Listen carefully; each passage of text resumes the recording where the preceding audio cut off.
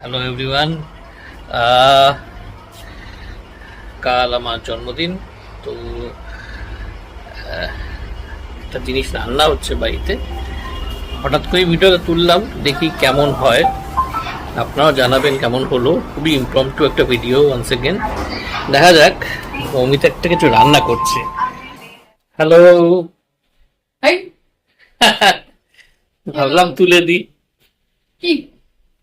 ও এটা আচ্ছা, রান্না হচ্ছে বিশুদ্ধ বাঙালি পায়েস, পরমান্ন পরমান্ন। আহ, তো অল্প পায়েস করেই হচ্ছে। অল্প করেই হচ্ছে। কারণটা বলবো? হ্যাঁ, কারণটা বলো। কারণটা হচ্ছে কালকে ওনার ওটা বলে দিয়েছি। ও আচ্ছা, বলে দিচ্ছ। হ্যাঁ, ঠিক আছে, তাও বলে দাও। সেই জন্যই পায়েসটা বানানো হচ্ছে। কারণ কাল সকালে আমি আর সময় পাবো না, সকালবেলা বেরিয়ে যাবো আউট অফ স্টেশন। সেই জন্য আমি এখনই বানিয়ে রাখছি পায়েসটা। খাবে কাল সকালে, বাট বানাচ্ছি এখন। অ্যাকচুয়ালি আমি সাধারণত গুড়ের পায়েস বানাতেই বেশি পছন্দ করি, কিন্তু এখন তো গুড়ের অ্যাভেলেবিলিটিটা কম, তাই ভাবছি বাতাসা দিয়ে করবো। অ্যান্ড হচ্ছে যে আমার চিনি পায়েস ইন দ্য সেন্স হচ্ছে আমার সাদা সাদা ফ্যাট ফ্যাটে পায়েস আমার পছন্দ না। একটু লাল লাল পায়েসটা হলে দেখতে ভালো লাগে, সেই জন্যই নিয়ে দিয়ে করবো। এই লাল বাতাসা। বাতাসা, লাল বাতাসা হুম। এইটা আনিয়েছি। আর পায়েস করতে কি লাগে সেটা তো বলার দরকার নেই। তবে হ্যাঁ, একটা কথা আমি খুব জোর দিয়ে বলতে পারি যে এই পায়েস রান্নাতে কিন্তু আমার এক্সপার্টিস আছে। এই একটা রান্না যে জিনিসটা আমি ভয়ঙ্কর রকমের কনফিডেন্ট বানাতে পারি, কারণ আমি জানি এটা ভালো হবে। মাত্র এই একটা জিনিস যেটাকে নিয়ে আমার কোনো কোনো দ্বিধাদ্বন্দ্ব কাজ করে না। ও হ্যাঁ, আরো একটা জিনিস আছে যেটা নিয়েও আমার মনে কোনো দ্বিধাদ্বন্দ্ব কাজ করে না, সেটা হচ্ছে কফি। এই দুটো জিনিস আমার এক্সপার্টাইজ আছে। ও দুটো না, আরো একটা জিনিস আমার এক্সপার্টাইজ আছে, সেটা হচ্ছে সিম্পল সানি সাইড আপ। এই তিনটে জিনিসে আমার এক্সপার্টাইজ আছে।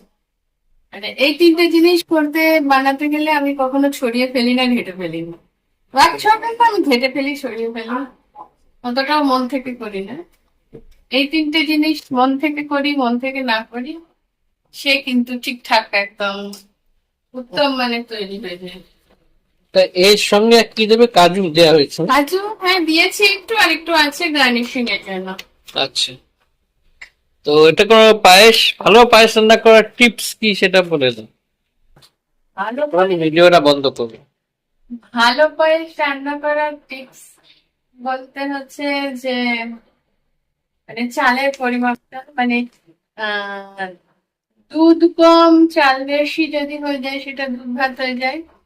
আর একটা হচ্ছে দুধটাকে ভালো করে শুকিয়ে না নিলে 1 লিটার দুধ অ্যাটলিস্ট 750 ml, হাফ লিটার করলে আরো ভালো হয়।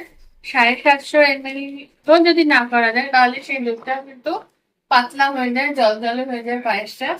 আর একটা হচ্ছে চালটাকে খুব ভালো করে দুধের সঙ্গে মেশাতে হয়, কারণ অনেক সময় চাল নিচে পড়ে থাকে, দুধ পালিয়ে চলে যায়, সেই টাইপের পায়েসটা হয় না, ভালো লাগে না খেতে। ব্যাস এই পায়েসটা বেশ পর্যন্ত। ফুটে উঠেছে। আর এটাকে নাড়াতে আর থাকতে হয়। হ্যাঁ, আর সব থেকে বড় কথা যে চিনি দিয়ে করা হোক, গুড় দিয়ে করা হোক, বাতাসা দিয়ে করা হোক, যাই দিয়েই করা হোক, জিনিসটা সুইটনার যেটা দেওয়া হয় সেটা কিন্তু সবসময় পায়েসের চালটা যদি ফুটে যায়, ফুটে গেলে পরে দেওয়া হয়। তাহলে চাল যে সেদ্ধ যেটা হবে সেটা হবে না। সুইটনার জিনিসটা চালের সেদ্ধটার প্রসেসটাকে স্লো করে দেয় এবং অনেক ক্ষেত্রে কমিয়ে দেয়। হুম। মহান টিপস এটা। আমার মতন একজন বিশাল কুকের এত বড় টিপস নিয়ে সবাই পায়েস রান্না করে দেখো, আশা করি ভালোই হবে। আপনারা জানাবেন এই ছোট্ট ভিডিওটা আপনাদের কেমন কেমন লাগলো। লাগলো? আর কালকে বড় ভিডিও আসবে। হ্যাঁ, কাল সারাদিনই আসতে থাকবে, সবার উপস্থিতি একান্ত কাম্য। সবাই একটু জয়েন্ট করবেন। হুম। তাহলে এই পর্যন্তই হয়ে গেলে ছবি দিয়ে দেবো।